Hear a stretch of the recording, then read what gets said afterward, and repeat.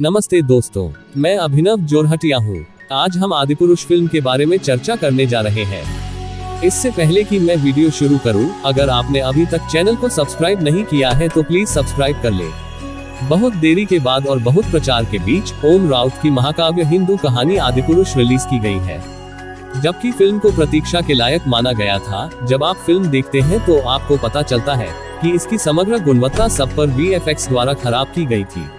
महाकाव्य को 3 घंटे की फिल्म में शामिल करना आसान नहीं है, और जब आप रामायण जैसी लोकप्रिय कहानी का निर्देशन कर रहे हैं तो आपको बारीकियों पर विचार करने की आवश्यकता है। कलाकार, चरित्र चित्रण, भावनाएं, तथ्य, कहानी। फिल्म निर्माता ओम राउत ने ऐसा करने की कोशिश की और आखिरकार आदिपुरुष ने कई देरी को झेला और सिनेमाघरों की शोभा बढ़ाई। क्या कृति सेनन के साथ मुख्य भूमिका में प्रभास अभिनीत आदिपुरुष अपने प्रचार पर खरा उतरने में कामयाब रहा है? आइए इस वीडियो में इसके बारे में जानें। आदिपुरुष व्युत्पत्ति ऋषि वाल्मीकि द्वारा महाकाव्य रामायण पर आधारित एक फिल्म है। यह एक ऐसी कहानी है जिसे लगभग हर भारतीय सुनते या देखते हुए बड़ा हुआ है। राघव के रूप में प्रभास, जानकी के रूप में कृति सेनन और शेष के रूप में सनी सिंह क्रमशः भगवान राम, सीता और लक्ष्मण के कई नामों में से एक फिल्म के मुख्य आकर्षणों में से एक थे। हालांकि फिल्म को VFX और संवाद से झटके लगे, जो महत्वपूर्ण कमियां साबित हुई। 1 मिनट के लिए आदिपुरुष की अब तक की सभी चिंताओं को दूर करें। फिल्म को बिना किसी पूर्वकल्पित धारणा के देखें और यह आपका ध्यान आकर्षित करेगी। और सबसे बढ़कर यह पता लगाने की कोशिश करें कि वीर प्रवेश के बिना प्रभास की फिल्म क्या है। जैसे ही कैमरा गहरे नीले समुद्र के अंदर पैन करता है, आप स्क्रीन से चिपक जाते हैं और वहां आप देखते हैं कि आपका राघव शांति से पानी के नीचे बैठा है, अपनी तपस्या में लगा हुआ है। हालांकि इससे पहले कि वह स्क्रीन की शांति का आनंद ले पाता, हॉल तालियों की गड़गड़ाहट से गूंज उठता है।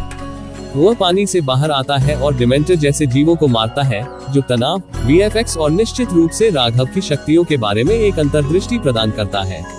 एक लार्जर देन लाइफ फिल्म में वीर शॉट्स की मांग होती है और आपको बहुत सारे लो एंगल शॉट्स मिलेंगे।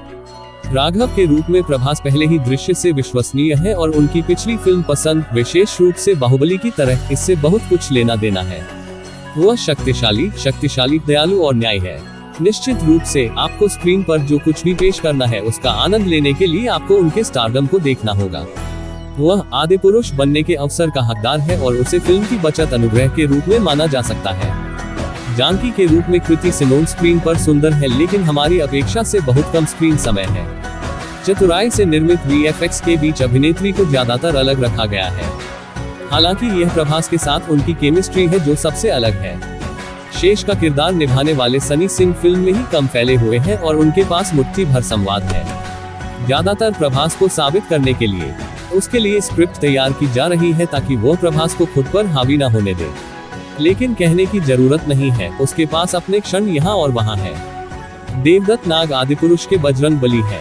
इससे पहले हम दारा सिंह जैसे दिग्गज को रामायण में अहम भूमिका निभाते हुए देख चुके हैं। इसलिए बजरंग बली से जो उम्मीद की जा रही थी वह हद से बाहर थी। नागे का चरित्र हानिरहित हास्य के छींटे के साथ लिखा गया है। रावण के रूप में सैफ अली खान कई प्रतिबंधों का विषय रहा है। स्क्रीन स्पेस साझा करने का शक्तिशाली कार्य होने के कारण दबाव दोगुना हो गया था, क्योंकि वह अभी भी दूर रहते हुए प्रोवास के साथ दिखाई दी थी। सैफ ने इसके साथ काफी अच्छा काम किया है। उनकी बहुत ही उपस्थिति अंधेरे मोनोटोन के बाद सफलतापूर्वक खतरे की भावना पैदा करती है, आमतौर पर पौराणिक चरित्र से जुड़ी होती है। दूसरी ओर आदिपुरुष की पहली छमाही आपको आगे आने वाली चीजों में दिलचस्पी बनाए रखेगी। नहीं, हम अभी संवाद और VFX के बारे में बात नहीं कर रहे हैं। सेकेंड हाफ चतुराई से प्लान किया गया है और तभी हमें एहसास हुआ कि सबसे ज्यादा काम कहाँ किया गया है। हालांकि यह निशान से बिल्कुल ऊपर नहीं है।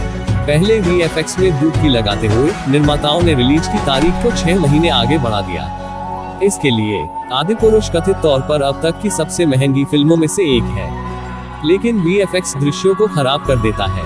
आपने रावण को उसके महल में देखा है, लेकिन क्या आपने रावण को चमगादड़ पर उतरते देखा है?